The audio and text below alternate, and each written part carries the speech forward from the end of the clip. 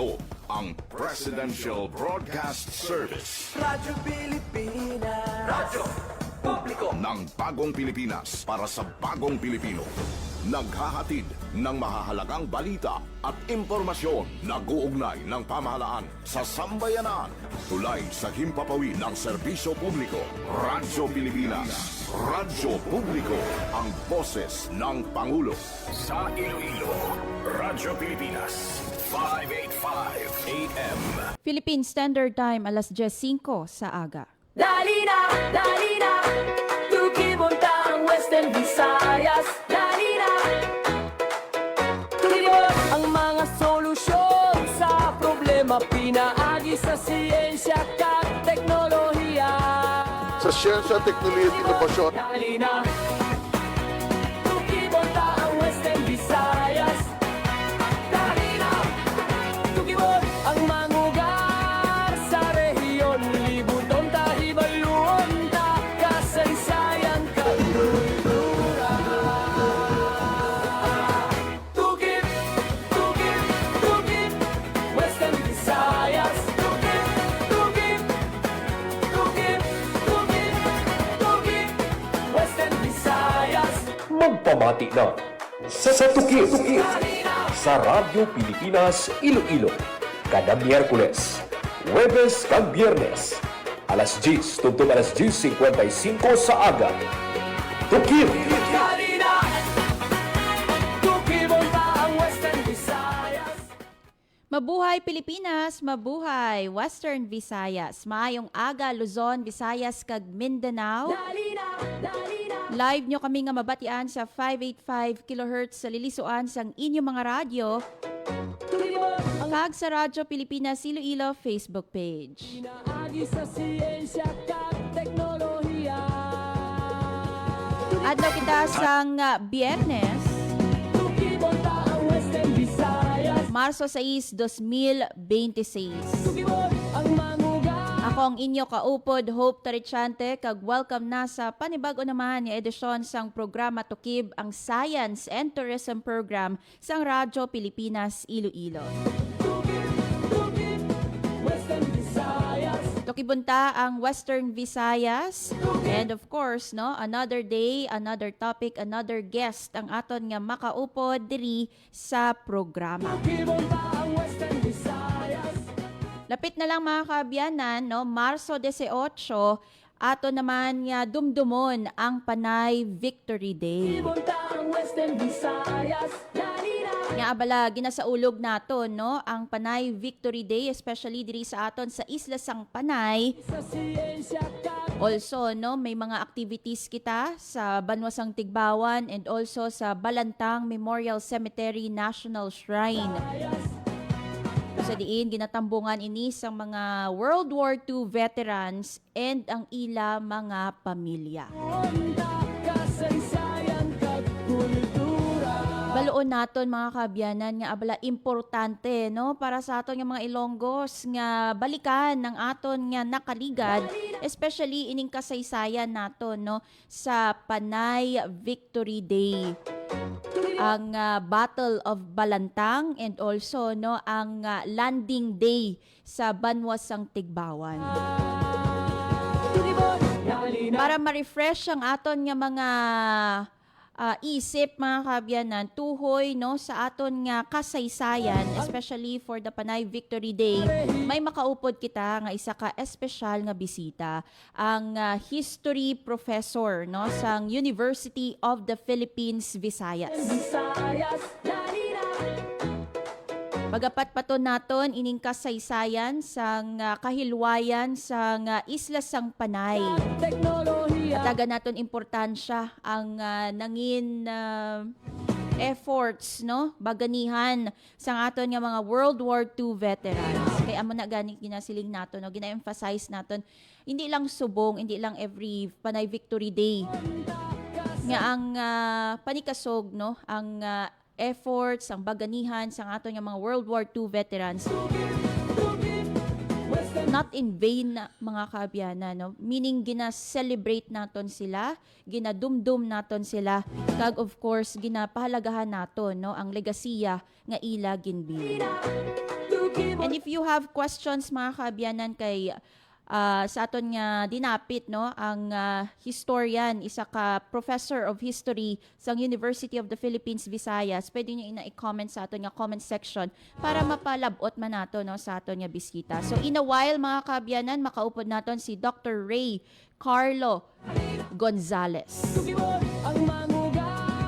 Medyo sako ni si Sir eh. Kaya may klase pa ini, no, sa University of the Philippines Visayas, pero ginhatagan niya kita sang tiyempo agod nga mapatpat, no, ahead of the Panay Victory Day ang aton nga kasaysayan sang kahilwayan. Meanwhile mga kaabyanan, i-check ta, no, ang lakat sang panahon and also ang update sa padayon naton nga pagbantay sang bulkang Kanlaon pinaagi sa aton nga DOST Pag-asa kag DOST Fivox. Unahon naton mga kaabyanan ang DOST Fivox para sa pagbantay naton, no, sang bulkang Kanlaon. Medyo kanay kay kung madumduman sa mga nagligad niya semana, no, erupt o kung naglupok ining bulkang Kanlaon. And there was a possibility patani, no, nga ginabantayan ini for the next 24 hours para ipasaka kung tani, no, ang alert level status. But siguro nagkanay, that's why, no, nga gin-maintain sa alert level 2. Pero ang alert level 2 mga kaabyanan, mataas sa gihapon ina kag ang mga kauturan naton, especially sa tiilan sang bulkang Kanlaon, ginapaaligmat naton hindi gid kamo magsulod sa PDC or 4 kilometer permanent danger zone kag mag-maintain, no, sang face mask, especially ang N95 mask sa inyong mga puluyan para anytime may magamit kamo, no, kung pananglit gid man nga maglupok ang bulkang Kanlaon. But sa makaligad nga 24 oras sandig sa DOST Fivox, may 12 ka volcanic earthquake nga nabalhag ang bulkang Kanlaon, no, or ang Kanlaon Volcano Observatory. So 12 ka volcanic earthquake, may 1,087 tons ka sulfur dioxide flux, no, nga nabalhag sang Marso 5 ang Kanlaon Volcano Observatory. May ara ini sang plume nga naglabot sa 100 meters ang kataason halin sa baba sang bulkan kag may pagmaga upon ground deformation, no, sa bulkang Kanlaon. That's why gina-maintain sa alert level 2 ang alert level status sang Kanlaon Volcano.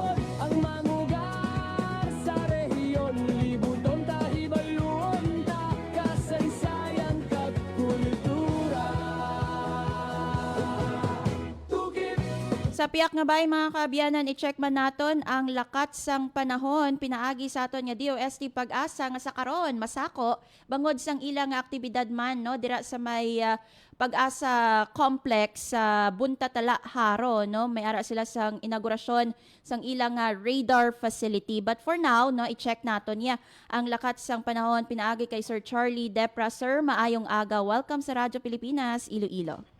Yes, ma'am, salamat sa Radyo Pilipinas. Yari pinakauli nga lakat ng panahon si Ronyag now, Marso 6, 2026. Nordis multo nagapikto sa extreme northern Luzon, Nordis naman nagapikto sa nabiling niya bayan sa pungsod. Ang bilog ng Western Visayas, particular na sila sa Iloilo, padayon maka-experience sa kung kita magalumon tubto magalumon niya kalangitan, kung generally, fair weather kita magluwas lang sa mga isolated ng mga pagulan pagpangilot pa nag-oob dalas sa north, sa easterlies. Mahina tubto makasarangan naman niya hangin, magaling namin na nasidlangan, magadala sa makanay tubto makasarangan niya pagbalod sa kadagatan. Antan sa itong temperatura, nasa 24 tubto 32 sa degree centigrado, adlaw nagabutnak alas 6:02 kayo na sa aga, magatunod alas 6 karon sa hapon. Yung kamo na yung pinakauling lakas ng panahon gikan diri sa Iloilo Pag-asa, Charlie Depra. Sir Charlie, i-confirm ko lang, no, prevailing paghihapon ang amihan season diri sa aton sa pungsod Pilipinas. Come again, ma'am? ang amihan season, Sir Charlie, kung prevailing siya sa gihapon, no, diri sa pungsod Pilipinas. Yes, ma'am, sa gihapon, meron pa kita nga northeast monsoon. Dili na lang banda ini sa may extreme northern Luzon. And then the rest of the country, prevailing ang easterlies, lalo diri sa aton sa may western Visayas. That's why medyo mainit ang atong atsimpo karon nga mga tinion. Yes. With that, sir, madamo gid nga salamat, Sir Charlie Depras sang DOST Pag-asa. Welcome naman yung ugto sa liwan. dali na, tukibuntang. Nabatian si Sir Charlie Depras ang Pag-asa Iloilo, no? Mabatian pa naton, medyo may background noise pa because again we have to remember, no, nga may ara sang activity dira sa may Pag-asa Complex, no, sa Buntatala, Haro, ining inauguration sang radar facility sang DOST. Ara, no, si Secretary Renato Solidum Jr. ang tiglikom sang Department of Science and Technology, kaupod si Engineer Rowan Helonga, ang Regional Director sang DOST 6. Tukib, Western Visayas. Para man, no, kaina si Mayor Raisa Treñas Chu, kag si Board Member Rolly Destura nga nag-represent kay Iloilo Governor Arturo Dafancer Jr. Tukibuntang Western. Philippine Standard Time, 10:15 sa aga, sa aton nga pagbalik, makaupod na nato ng aton nga espesyal nga bisita. Ang history professor sa University of the Philippines, Visayas. Aton nga balikan, i-refresh ang aton nga mga minds, no, tuhoy sa aton nga nakaligan. Siyensya kag teknolohiya. Ini bilang pagpanghanda man nato, no, Dali na. sa local holiday para sa Marso 18, ang Panay Victory Day. Kay makaupod naton si Dr. Ray Carlo Gonzales sang University of the Philippines, Visayas. Bantayan sa pagbalik sang Tukib. Time to celebrate kulturang Pinoy, tradisyon, musika, sining, literatura at iba pa. Anything and everything fun and Filipino. Ito ang Pinoy Kultura. Isa sa mga napakagandang alaala nung bata pa ako was visiting Luneta, running around the well-manicured park, staring up at the Rizal Monument, wondering sino kaya siya at bakit may memorial siya. Yung higanteng relo. Aba, I made sure to pull my parents so I could stare at the floor clock. I couldn't even read the time then, pero tuwang-tuwa pa din ako. At eto ang mas nakakatuwa sa Luneta, we didn't really need money to enjoy the park. It was for free. Namamasyal pa sa luneta nang walang Yan ang Pinoy Kultura because our culture is cool. Araw si Ding Dong Dantes po ito. Kapag may nag-aalburutong bulkan, meron akong reminder sa mga dapat nating gawin. Tandaan lang ang MMG. M. Makinig sa payo ng mga otoridad. Huwag na magpapaniwala sa sabi-sabi. Lalo na sa fake news. M. Mahinahon na lumikas. Bago umalis, isara muna natin ang mga pinto at bintana para hindi pasukin ng abo ang inyong bahay. G. Go bag. Make sure na may nakahandang emergency go bag na may lamang damit, gamot, pagkain, tubig, pera at face mask. Madali lang tandaan, hindi ba? Mag-MMG ka lang kapag may nagbabadyang pagputok ng bulkan. #panatag ang may alam. maging panatag Pilipinas. Philippine Standard Time, alas 10:18 sa aga. Dali na, tukibuntang Western Visayas. Dali na. Sa gihapon ini ang programa Tukib, ang Science and Tourism Program sang Radyo Pilipinas Iloilo, and as always, no, another day, another topic, another guest, no, ang aton nga makaupod bangod sining aga, no, sining Biyernes makaupod naton ang professor sa history sang University of the Philippines Visayas. Aton istoryahan ang Panay Victory Day nga tuigan na naton, no, nga ginadumdum diri sa isla sang Panay. So makaupod naton live via Zoom si Professor or Dr. Ray Carlo Gonzales. Doc, maayong aga. Welcome sa Radyo Pilipinas, Iloilo. Hello ma'am, mayong aga. Thank you for having me here. Mayong aga sa tanan nga kapamati. Doc, no, before nato istoryahan ining Panay Victory Day, first of all, Doc, no, do ano ka nakalawig nga nagatudlo sang history dira sa may University of the Philippines, Visayas? Been teaching since 2007, ma'am.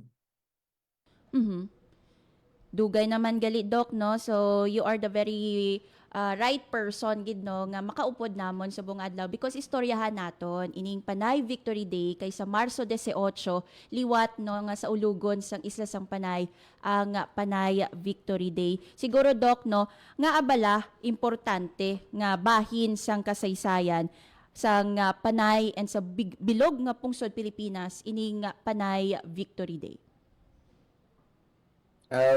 Well, significantly, ang Panay, ang liberation of Panay or ang victory sa Panay was part of a larger thrust to free the rest of the Philippines from yung Japanese occupation. So, particularly, may ara siyang larger nga objective, no, nga madula ang Japanese nga presence in the Philippines. But ang Panay nga victory is a little bit more localized. So ang tanan nga mga fears kag anxieties bali sang mga tawo during the occupation, those were resolved during the Panay liberation. Doc, to correct lang siguro sa amon man, no, there are moments nga ginagamit namon ang liberation of Panay, may mga moments man nga Panay Victory Day, no, especially kung mag-cover kami diri sa Balantang, ang nakasulat nga tigulo sa amon nga mga programs is ang Panay Victory Day. Meanwhile, kung ara naman ako sa Banwasang Tigbawan, liberation of Panay, no. So ano gid bala ang saktong term nga pwede gamiton, Doc, no, or pwede sila gamiton interchangeably? Well, I would say siguro, ma'am, nga both of those are correct nga terms. The main difference is kung sino ang gina-highlight mo, bale. So, ang liberation of Panay gives more emphasis sa American side. Kaya ang guwa ni bale, nga ang Amerikano ang naglanding, tapos ang Amerikano ang nagliberate.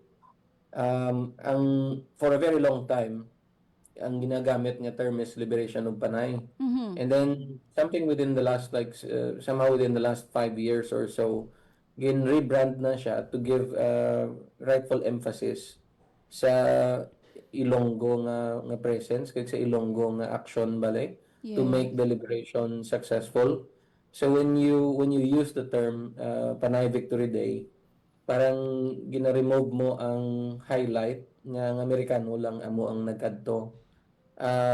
Tigbawan bale kind of uses the Liberation Day because the starting point of the liberation of Panay is Tigbawan. Yes. So that makes more sense to use the liberation of Panay in Tigbawan. Yes. But in Balantang, for example, the Battle of Balantang per se, iyan na iya ka mga Ilonggo nga away.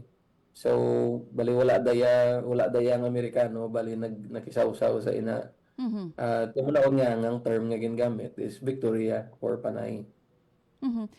That's an interesting sir, no, information kay ginapasalamatan namon kamo, no, for correcting us also or for giving us information regarding, no, sa difference ng liberation of Panay and also the Panay Victory Day. Siguro, Doc, no, paano bala nagsugod ang aton nga pagsaulog sang Panay Victory Day?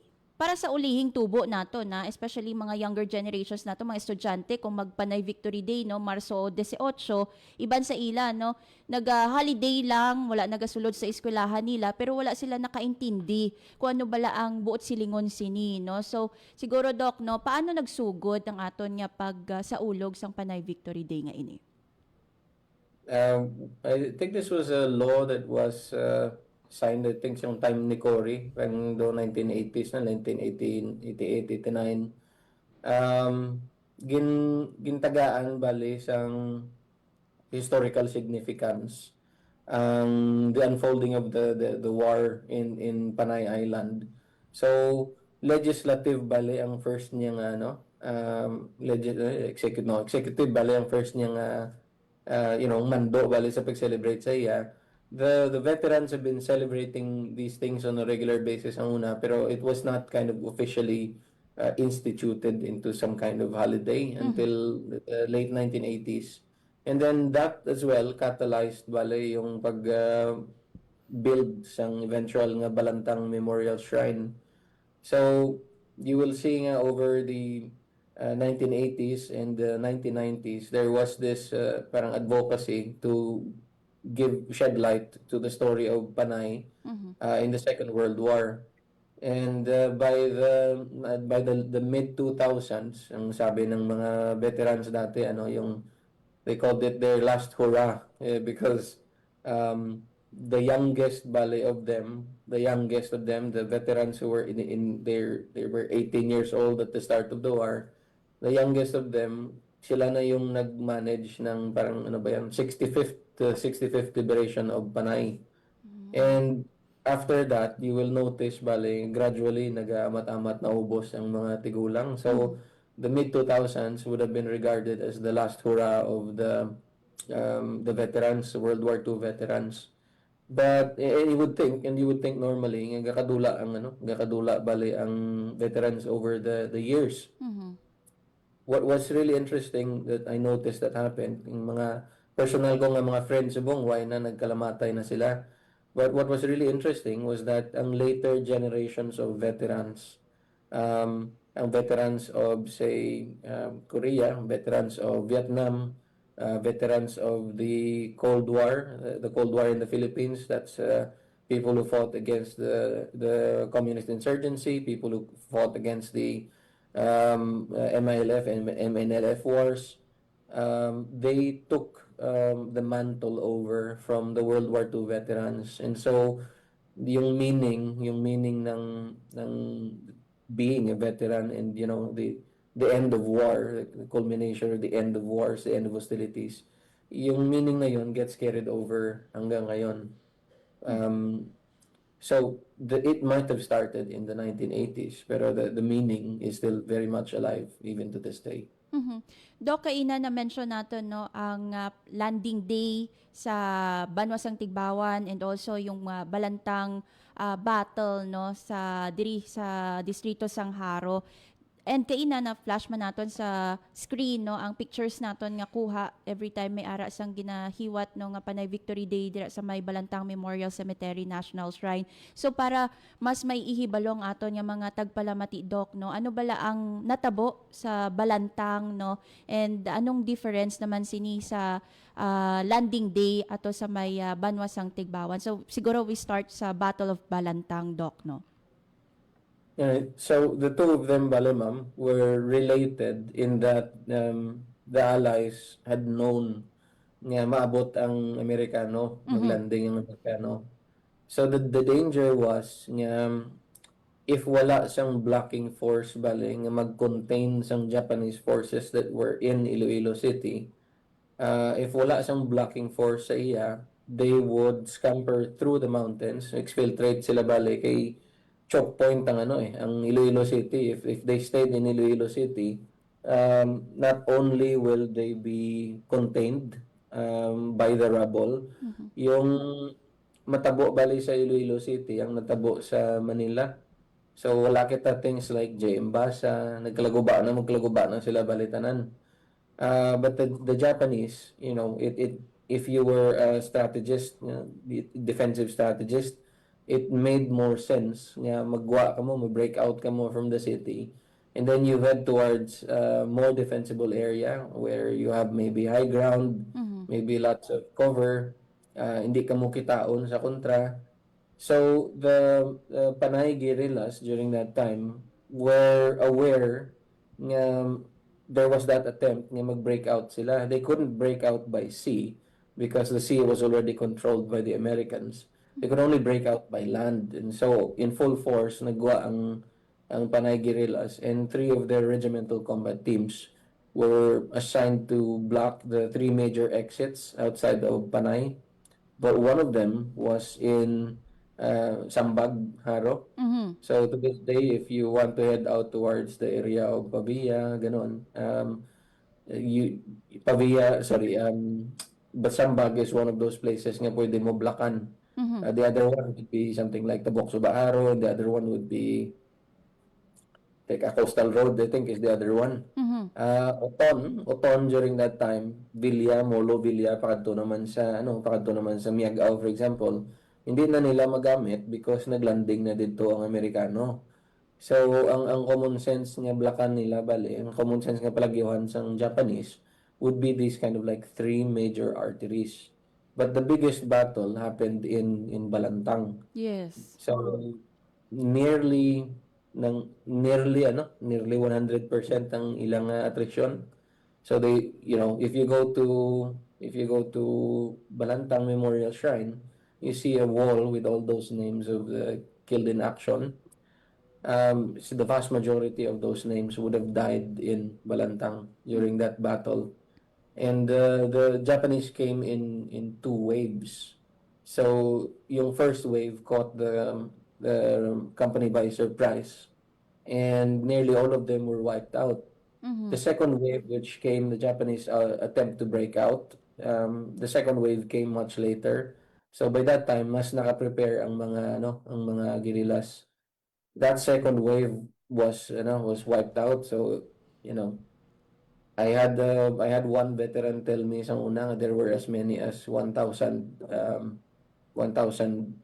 dead Japanese strewn across Sambag pakadto sa CPU, that whole stretch. But the numbers might have been a little exaggerated siguro. So the data seems to point more closer to about 150 casualties. But may parang blessing in disguise then, even if the Japanese were able to break out first. I mean, you have to give credit to the Japanese for making the breakout, because if they decided to do yung mga ginawa ng Japanese Marines in Manila, not follow the order of Yamashita to go to higher ground in Baguio. If they did that in Iloilo, wala ka na sa wala na ta Jembasa, wala na ta mga monuments. Okay. So, Doc, no, if may ara kita sang historical record, kung ano kadamo ayan, yung mga combatants naton or mga Panay guerrilla forces naton sang Battle of Balantang. Do ano kadamo? Well, we started out at the start of the war, no? There were supposed to be 5 regiments. And then ang duwa sa ila nga mas organized gin-pull out kay ginsaylo sa Mindanao. So nanaog ang number from something like about dapat nara kita sa mga 5,000, nanaog ang number sa mga 3,500 lang. And then throughout the course of the war, ang recruitment not into the Yusuf guerrillas per se, but not into the Philippine Commonwealth Army, sabihin mo, but more they were recruited more as members of the Panay guerrillas. So you would have like cases of like 15-year-olds joining. Pag i-recruit sila maintra sa gira, by the time nga matapos ang gira, they were already be 18-year-olds. And then listahon na sila sa Amerikano as recognized nga soldiers. So you would have cases like that. But for the most part, ang record keeping of the USFA was intact. So they are arguably the best organized guerrilla unit in the entire country. They are practically unsurrendered USFA soldiers. So everything from their band, including to their staff, were intact during the course of the war, and so was their record keeping. But by the end of the Second World War, your number had ballooned to something like 15,000 Panay guerrillas. Wow. But of the 15,000, I was able to encounter a document that showed ang submarine landings pagpasulod sa mga armas sa mga guerrillas. Arguably parang may 8,000 weapons in total na nakalambot sa Panay guerrillas. So not all guerrillas were equipped with firearms. Maybe some guerrillas had a sidearm and a long arm. I would place the number much closer to 5,000 siguro combatants by the end of the Second World War. Doc, no, katuan nato ng Banwasang Tigbawan. I am from Tigbawan, no. Balaan namon, some of us, no, may nahibalaan about sa history, no. But for others, especially yung outside of the municipality, wala nakabalo, no, nga ang American forces nagland sa may Banwasang Tigbawan, no. So, which specific barangay, Doc, no, land ang mga American forces naton?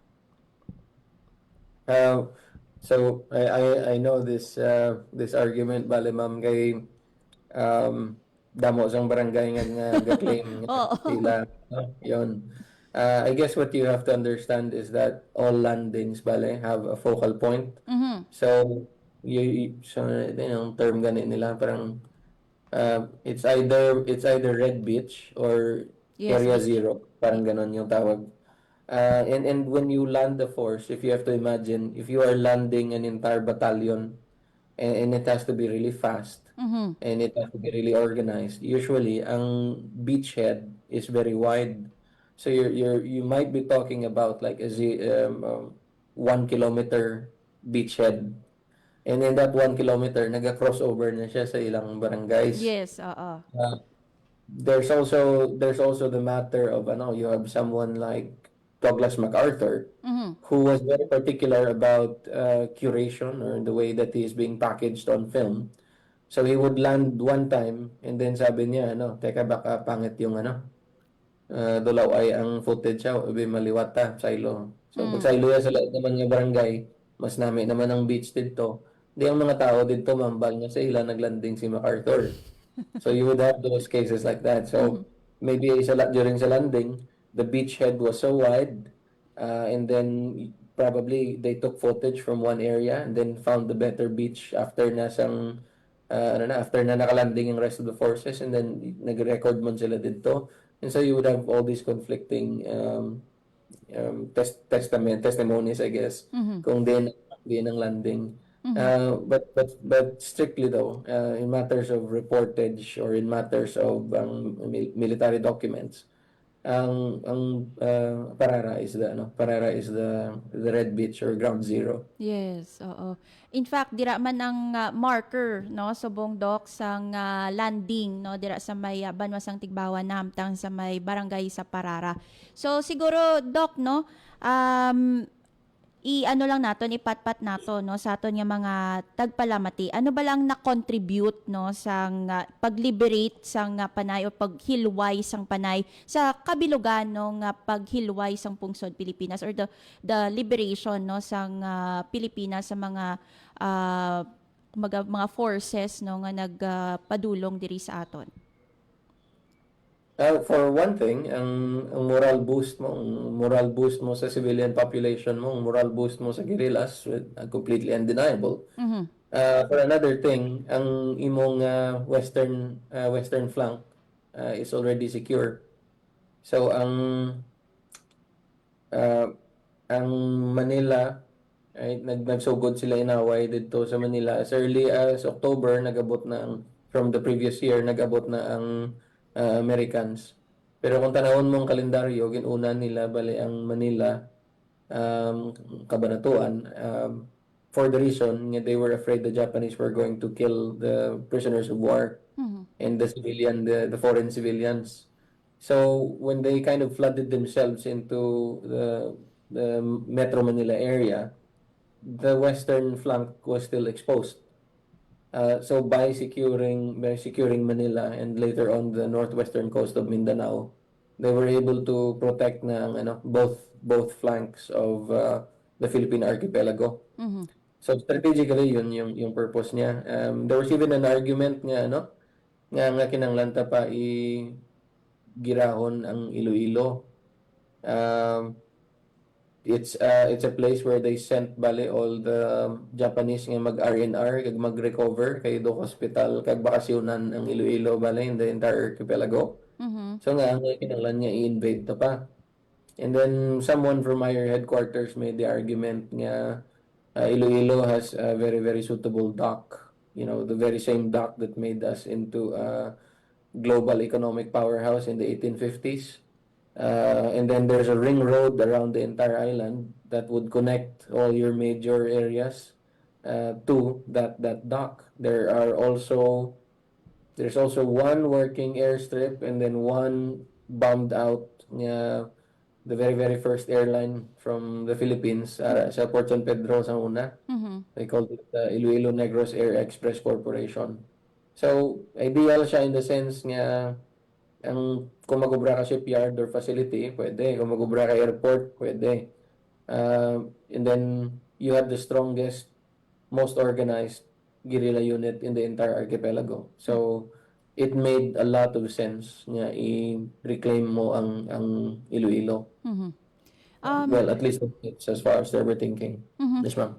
Doc, anong mga myth or mga misconceptions nga dapat naton i-correct no sa aton kasaysayan para nga ang aton nga mga ulihing tubo when we celebrate no sang Panay Victory Day, klaro sa aton kung ano gid ba lang aton ginasaulog? Yeah, dalawa lang siguro mga kon nga major nga mahambal din, no. First of all, I have to say nga ang tendency kasi sa nationalist history, especially when you're talking about something like the Japanese occupation of the Philippines, gina hyper-romanticize or gina hyper-villainize or hyper-vilify ang mga Japanese. You have to understand they were people like us. There were instances, a lot of instances actually, nga ang brutality of the Japanese was recorded either by testaments, testimonies, photographs, or reports. Many of them would later on be tried for war crimes for these things. But what people don't realize are what the Filipinos, what the Ilonggos Bale also did to them. Now, once you realize that, you would understand how it makes a lot of sense kung nga ginobra sang Japanese ang ginobra nila. So we grew up with stories about the glory of our grandparents, you know. We grew up listening to how brave, etc. they were, but we don't know about that darker side where they also actually committed what you would regard as war crimes in today's terms. And they were never tried for it.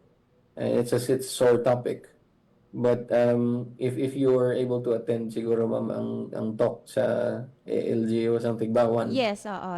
That's what I would be talking about, no? Yes. The second one is also pretty important kasi ang iniisip normally natin even in history books, no? Ginaparamdam ta bali nga every time we think about the liberation of the Philippines, it is attributed to the United States. And true enough, they brought the hardware dire. They brought they brought so many men, so many equipment. But the thing is, you can never actually successfully stage an invasion if you have not done some kind of homework sa lugar nga i-invade mo to begin with. So, parang ano ba, before, even with something like D-Day, no, in Normandy, France, yung invasion, before siya na-happen, there was already a lot of communication between, say, the French resistance. There were, before sila makalanding, dapat they needed to know kung anong troop concentration, mapping out ng area. They also landed airborne divisions into Normandy before they landed the amphibious forces.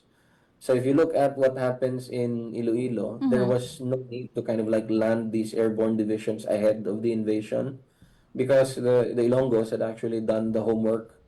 For instance, ang Ilonggos had actually managed to clear Iloilo by the time that the Americans landed, and you can check this out. You can check this out with any other part of the Philippines. Yeah, apparently. I hope my I hope my advisor I don't know won't chastise me if I'm wrong. But apparently, the only two places in the Philippines nga ang people nga ginoccupy were the ones who liberated themselves. where Cagayan de Oro is one, but the other one is Iloilo. And then of the entire country, and even if you think of the entire world, no, I'm only ever aware, and again, I might be wrong, but so far in all my research, I'm only aware of 2 places nga ang mga gin-invade nga tao amo ang nag-liberate sang ilang nga lugar kag sila man ang nag-march into sa ilang nga city. One was Paris, si Dugal, and the other one is Iloilo City with Wow. Peralta. Wow. So, the only 2 places bale in the world. Kamo ang gin-invade, kamo ang nag-defend. 3 years they never set foot in Iloilo City. Before the Americans came, the Battle of Balantang happened. When the Yes. Americans landed, there was no shooting. Yung shooting lang is pelikula nga shooting. You know? They were met with cheers and yells from the civilian population. You do not have footage bale of nga nagtiniruhay sila. What you do have is the mopping up operations that happen after. But so 18 ng 18 ang dates ng liberation. Yes. By the 20th, Iloilo had been cleared nga makaparada kaya Wow. tulog ng Iloilo. So yun, the only 2 places na may parada, Iloilo and Paris. As far as I'm aware, Mama. Sir, so technically correct no yung ginambal sa akon sang one war veteran before no nga before pa yan nag-abot ang or ang American forces na liberate na ya ang Iloilo. Yes, ma'am. Yes, ma'am. There's a really interesting story about before ang Americans maglanding, ang standard procedure is bagbagin mo yung yung immediate vicinity. So Dali na, tukipunta ang Western Visayas. Dali na, tuloy ang mga solusyon sa problema Sa aton nga mga late tuners no, aton nga ginaistoryahan ining kasaysayan sa nga Panay Victory Day. Kaupod of course ang history professor sa University of the Philippines Visayas Dr. Ray Carlo Gonzales. Ang mamugar sa rehiyon, libuton tahibalon ta. Grabe ka interesting no kung balikan nato ng aton nga nakaligad o kung ng aton nga kasaysayan, and Dr. Gonzales was saying no nga before pa yan nag-liberate no or before pa yan nag-abot ang American forces, technically no na kumbaga ang aton nga Panay guerrilla forces paved the way no, so kumbaga ara sila nga nagpanguna sang battle no, that's why may ara sang Battle of Balantang. So ari no nagabalik sa aton nga sa piyak nga linya si Dr. Ray Carlo Gonzales, professor sang history sa University of the Philippines Visayas. Doc, you were saying March 20 no nami na ya or liberated na yan no ang Iloilo or Iloilo City. yes, ma'am. So I think what I was trying to say was before magland ang Americans, they would bombard the place. It's a standard procedure. But when the spotter plane, a Navy spotter plane, passed by Iloilo City, I think the place was Sagrado. Pretty sure that Fermin Karam and the Sagrado sisters had something to do with it. Wow. Pero naka-outline using mga habol, mga ulunan, including mga bayo sa mga madre, mga lalaban sa mga madre. It was outlined neatly. On the shoreline, it said, no more Japs. No more Japs. It said, no more Japs. And so the Navy spotter went back, reported the civilian population has indicated there are no more Japanese. And to allay their fears, nagbalik ang nagsulat sang damo-damo nga little pieces of paper ang Navy pilot. Flew back dito sa Sagrado, then dropped all the leaflets. And one of those leaflets, I think you can still find it sa Museo de Iloilo. Said something like, we saw your message, we read your message and informed headquarters, signed the Navy. So that piece of paper is still there in the Museo de Iloilo. Doc, no, balan ko tama ka sako sa imo, subong no, kay may klase ka pa. Siguro, Doc, last na lang ang imong mamensahe sa aton nga mga ulihing tubo, no, especially sa Marso 18 na sa ulugon naman liwat ang Panay Victory Day, especially diri no sa may seremonya diri sa may Balantang Memorial Cemetery National Shrine. The generation of our grandparents, for especially for young people, that would be the great grandparents na siguro. Mhm. But the generation of our the grandparents and our great grandparents is what you probably would regard as the greatest generation of our time. Wow. It's a very, very tough act to follow. Mhm. They survived 2 wars, they survived the Reconstruction, and they even survived the dictatorship in the Philippines. Mhm. So grabe ang inagyan nila actually. And then there's always this looming threat of some massive incident nga matabo for our generation. Someone pointed out sa akon, my best friend pointed out sa akon nga maybe the pandemic was the great war of our time. So if we judge if we judge our generation based on how we conducted ourselves during the pandemic, then I think the whole idea of #Wakanda is something to really, really be proud of as far as Iloilo goes. Mhm. Can't say the same for the rest of the Philippines, but I can say, as far as #Wakanda goes, Iloilo did a really, really good job. So if the pandemic would be the Second World War, the great trauma of our time, then we did a good job. Mhm. And then the challenge then is, can the next generation carry that on? Yes, oo. Yeah. So, ang generation nga that can carry it on, whatever man ang iyang it might be brave, it might be not, it might be responsible, it might be not, whatever man ang iyang mga nuances. I think the most important thing that is always consistent with success of Ilonggos at a rate like this is it has to have a sense of community. If it does not have a sense of community, it will become every man for himself. So the reason why we survived the Second World War and the reason why we survived the pandemic is because we had a sense of community. So I wish ngayon yung panindigan ng next generation. Mhm. Yes. With that, sir, no, madamo gid nga salamat Dr. Ray Carlo Gonzales, professor sa University of the Philippines, Visayas, sa imo nga tiyempo diri sa among sa Radyo Pilipinas Iloilo. Thank you gid doc, no, kaya very interesting topic gid no ang aton nga na-discuss kid. Hopefully mabatian ini sang aton nga mga kabataan, mga Ilonggos, no, ang tupiko naton sini nga aga. Doc, mabuhay ka, no. Madamo gid nga salamat sa imo. Thank you, ma'am. Nabatian si Dr. Ray Carlo Gonzales, ang history professor, no, sa University of the Philippines, Visayas. Nagtudlo si Dr. Gonzales sang history tuig 2007, no. Madugay-dugay na nga nagatudlo sang kasaysayan si Dr. Gonzales, and we're happy kay ginupdan niya kita diri subong, no, sa programa para matudloan kita ang aton mga tagpalamati kag ang ulihing tubo nga makapamati sini nga programa. Western Visayas.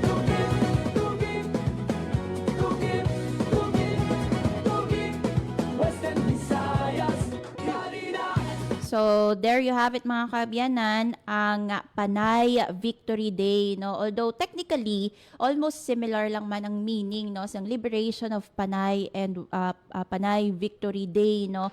But still gin-emphasize dito ni Dr. Gonzales nga may ara sang variation sa depende kung kay sino mo gina-attribute, no. Kay ang liberation of Panay, no, this is more of the American forces, no. Meanwhile sa Panay Victory Day, we're giving credit, no, sa aton nga Panay guerrilla forces, ang mga Filipino combatants naton mga kaabyanan ang nagbulig sa pagpahilway sa nga Iloilo, no, sa Japanese forces.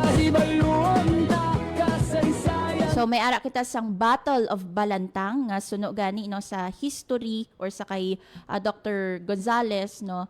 Sila ang kumbaga nag clear, no, against the Japanese forces. So I cannot imagine, no, sa mga naagyan sang aton nga mga grandparents sang sina nga tion, no, ang occupation. foreign occupation. Meanwhile, no, si Dr. Gonzales, actually mga kaabyanan, may ara man siya sang talk, no, sa Banwasang Tigbawan, no, organized of course by the LGU. May another topic man siya, no, that would also, kumbaga related man, no, sa liberation of Panay.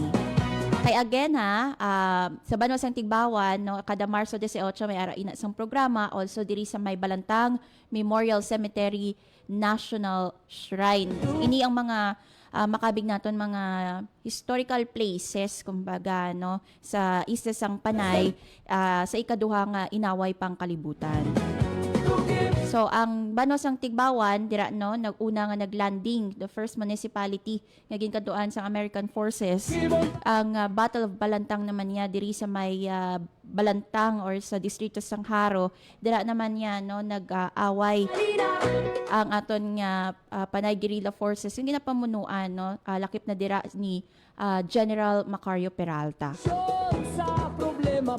By the way mga kaabyanan, sa March 13, no? Today March 6, sa March 13 Friday, gusto namon kamo i-invite man, no, because sa March 13 ahead of the liberation of Panay or the Panay Victory Day sa Marso 18 sa Biyernes yang adlaw sa programa Tukib, March 13 makaupod nato, no, ang Balantang Memorial Cemetery National Shrine para istoryahan ang mga activities nga lauman para sa Panay Victory Day. Kaya ginakadtuan ina mga kaabyanan sa mga veterano nato, no. Some of them may war veterans, no, World War II veterans, kiti yun gani, no, naganubo na ang numero sa aton nga mga World War II veterans kiti nagatigulang man sila, no.